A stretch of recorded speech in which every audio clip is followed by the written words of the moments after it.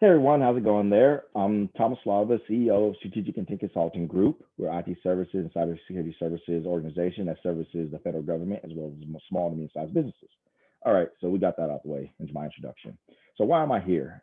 Jessica Chavez, who I believe is your instructor, is a friend of mine, and she reached out to me and said, "Hey Thomas, I'm doing this kind of intro to business class, and the students would love to hear from a business owner." And I said, well, that's no problem. That's me. I'm the majority shareholder of Strategic Consulting Group. If I was a tongue twister, let me say it. And that makes me the business owner. Okay. So with that being said, the first thing I would say is typically asked when you're a business owner, which you're probably thinking in the back of your mind is, well, why did you become a business owner? And for me, it was kind of a transitional period. It was a scary transition for me because I was already established in corporate, making good money, about $150,000 a year. And I realized if I was to walk away from that, I would be making no money and I'd have to start all over again and definitely put my livelihood, and not so much my livelihood, but put all my home and everything at risk. So I had a conversation with my wife. My wife said, you know what? Let's give it a shot. We have a little bit of money put away. At least we can hold you for about 12 months and have at it. If not, you just go back to corporate. And I'm sitting there thinking to myself, well, do I really want to do this? And I sat back and said, how great would it be for me to be able to build something from scratch? So that was kind of my motivator. And I remember I was sitting in the car and I was to this entrepreneur named Gary B. Look him up on YouTube if you don't already know who he is. And he's always giving some great jewels and talking about building businesses and just entrepreneurship, all this great stuff. And he sat there and said something that was really, eye opening to me. He said, if you're going to start a company or get in business as yourself, make sure you do something that you're passionate about and make sure it's something that you know a lot about. Because if you don't know more than the next man, you're going to get crushed. So for me, I've been in the technology space, before being a consultant for this huge Fortune 1000 corporation, it's a conglomerate. I was an IT director for a for $300 million small corporation. And prior to that, I was worked in the IT space. So I said, well, let's stay into what I know and let's roll it this way. All right. So I looked at the different things and thought to myself, well, how am I going to build this business? Well, the first things first was let's get ourselves, incorporated. Let's take care of the legalities of the business. So super important. Okay, one, make sure you take care of the legality of the business. So you have to form the business if it's going to be an LLC, if it's going to be a corporation, so proprietor, whatever it may be. I encourage you if you're going to start a company, at least make it LLC. And I'll tell you why. Is because what that does, it establishes your corporation as a separate entity. And the benefits of doing this, follow me here. The benefits of doing this is this: as a separate entity, that means it's like its own human being. That means the business could do business outside of yourself. And that means that you can open up a bank account in the business name. You can sign contracts in the business name and you can do all those things. So the business holds itself. And the other thing, it protects you, all right, from any legalities, if it may be lawsuits or whatever it may be. It will protect you for that because all the business is done all your business is done in the corporation name and not in your name directly. And we can go a little bit more into that. If you want to send me a message and ask me more about that, I'll be more happy to share that. I don't want to get too deep in the weeds. So the next thing is like, what do I want to do as far as services? Okay. So what I ended up doing was I called several vendors, and vendors are people basically who sell something to you. And I asked them, do they have partner programs? Meaning that would they allow me to resell their services? And many of them were very helpful, to be quite honest. They were very inspired. So they would send me to a channel partner, somebody who actually deals with businesses who wants to resell their services. And as a result of that, I had a conversation, filled out some paperwork. And the beautiful thing about being associated with with a large organization is you could tap into their resources. So I was able to get this beautiful like partner portal with a lot of my partners, and they had all this great training, and they really want you to be successful because the more you sell, the more money they make. So they really want to be. And the thing is, it's nothing for them. It's no skin on. They have no skin in the game. If you're successful, they make money. If you're not, they don't lose anything. All they had to do is give you a portal. So you get in this great, beautiful portal, and you see all this great stuff. Marketing collateral, meaning that's like what marketing collateral is if it's flyers or if it's whatever thing is you can use to market out there that, hey, you can sell this service. Great. And on top of that, with great training in that, you can get, you really can understand this product. And on top of that, they will even teach you on how to sell their product. So this is just phenomenal. So now I'm feeling like, King Kong because I'm backed by all these great, huge companies. And now the next thing is, well, okay, I have a company. I know what I want to sell, the services.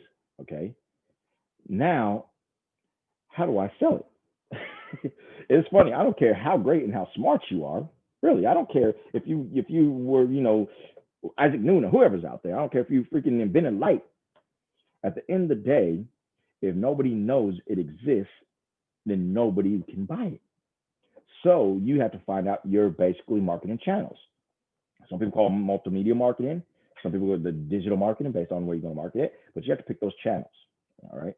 And you're going to have to invest heavily into marketing your business. Okay. And I'm pretty sure there may be some folks out there who are is just as good as me, but they're not getting the business I'm getting because they're not marketing themselves. So what I had to do, since I'm a B2B, meaning business to business, I sell to other businesses, I had to figure out how to get to those businesses. So what I did was I got even smarter. I spoke to DNB, was Dun& and Bradstreet. Basically, they are like the credit bureau for businesses. It's like Experian is for personal people, or Equifax or whatever is for personal people.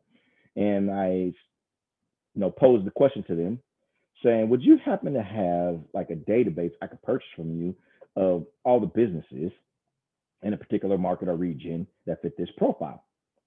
And it's super important. Let me pause on that. Whenever you're selling something, you need to create a profile or a target market who you're going to sell to. Okay.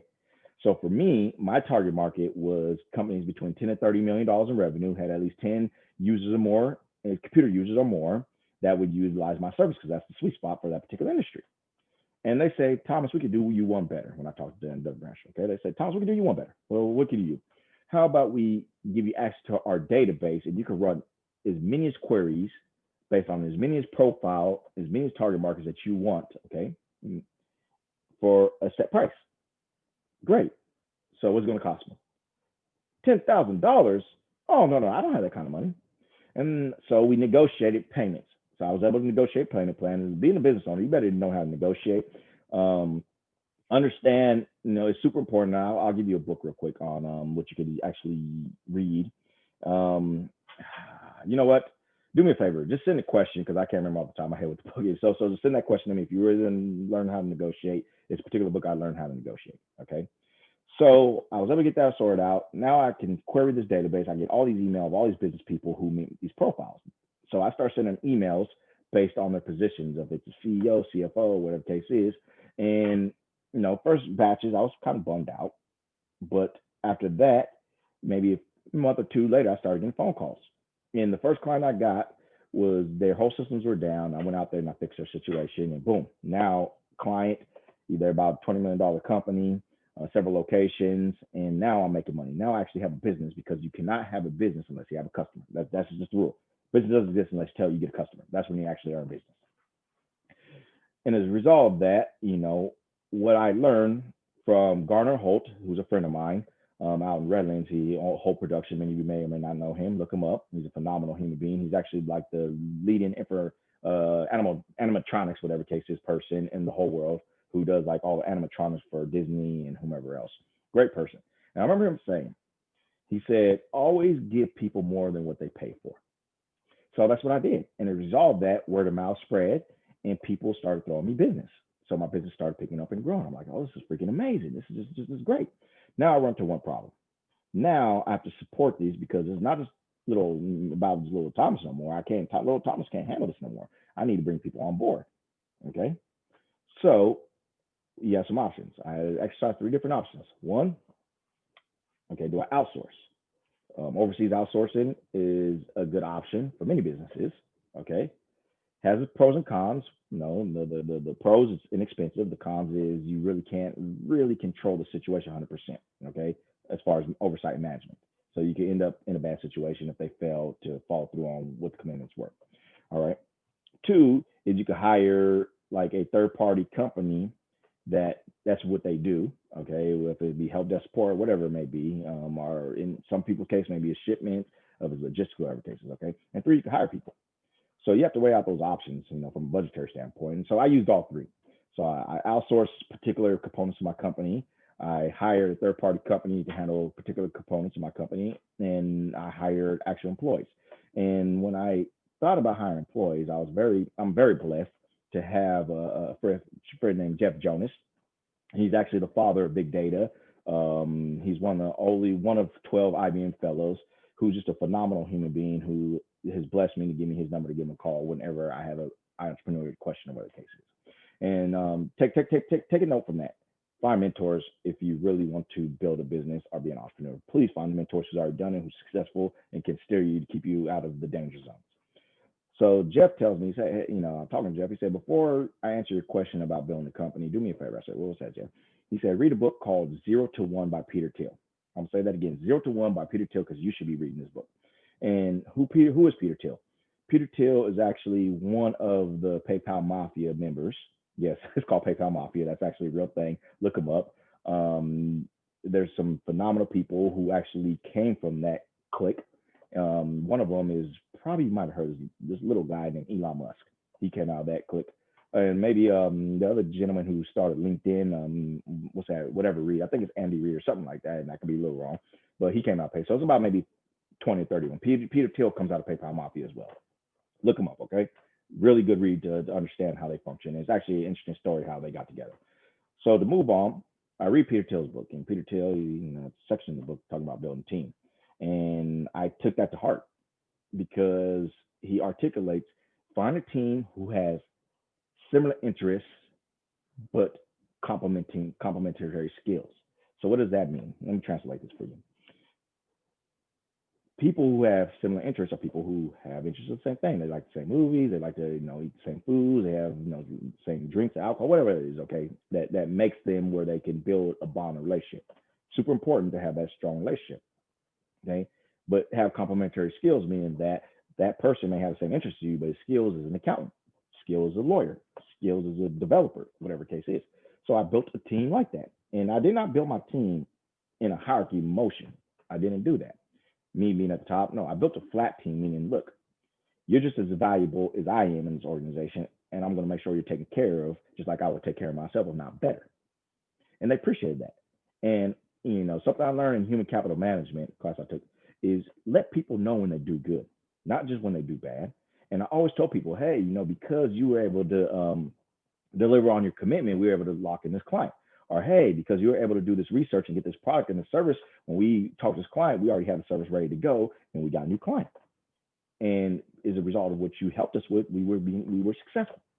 So from there, now we built this flat team, not a pyramid team. And at some point, I'm pretty sure we're going to put layers, but when we get to that point, okay. But right now, we're having fun. So we continue to build our revenue, and the next thing we started to realize, and I'm gonna give you this tidbit, is we started to watch the shifts in the market, the COVID-19 shifts, what's happening with the remote work and everything else. And we started to pitch to our clients ideals on how to help them through that transition through technology. And we started to learn to pivot and pivot and pivot. And what pivoting is having the capacity to see. It's like a basketball player when they have the ball right in their hand, pivot, they pivot. Okay, they're giving themselves position, position themselves to be successful. All right, and as the reality is, we can pivot and we can bring new solutions in to service those clients. And as a result of that, they are happy and they give us more clients. And what came out of this, in the last 6-7 months, what I didn't see coming was folks wanting their websites revamped. They need their websites updated and everything else, because a lot of websites becoming more and more, became really important, having the e-commerce functions and everything else working correctly now that the brick and mortars and everything else had to go remote. So we started working with clients and building websites. All right, started sourcing people to do this. And as a result of that, we grew that part of the business relatively quick in the last 6 months to where we broke it off and started another company called True Statement Publications that handles website development and digital marketing. But what did we do? We listened. That's all we did. We listened to what they're asking for. And a smart entrepreneur or business owner will listen to what the clients are asking for, because it's not about you. It's not about me. It's about who you're servicing. Who is your customer? Who do you do? What business are you in? Those are things you have to ask yourself. And us, We are not in the IT services business. We are in the innovation business. We are in the technology innovation business. Just like the railroad companies, they didn't understand, they didn't see it, that they were in the transportation business.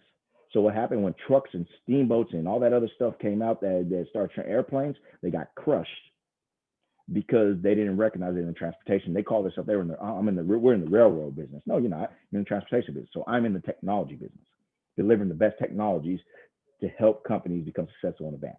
You understand what I'm saying? So I'm gonna kind of give you on that note. And is well, I think time might be coming up, so I want to cut it short here. In any case, if you have any questions, and I know I probably just stopped abruptly, but I just want to be respectful of time. If you have any questions, feel free to give them to Jessica. Jessica will get them to me, okay? Or what I'm going to put out there as well. Jessica, it's okay, or not. Well, okay, so you cut this out if you want. But I'm starting a new group.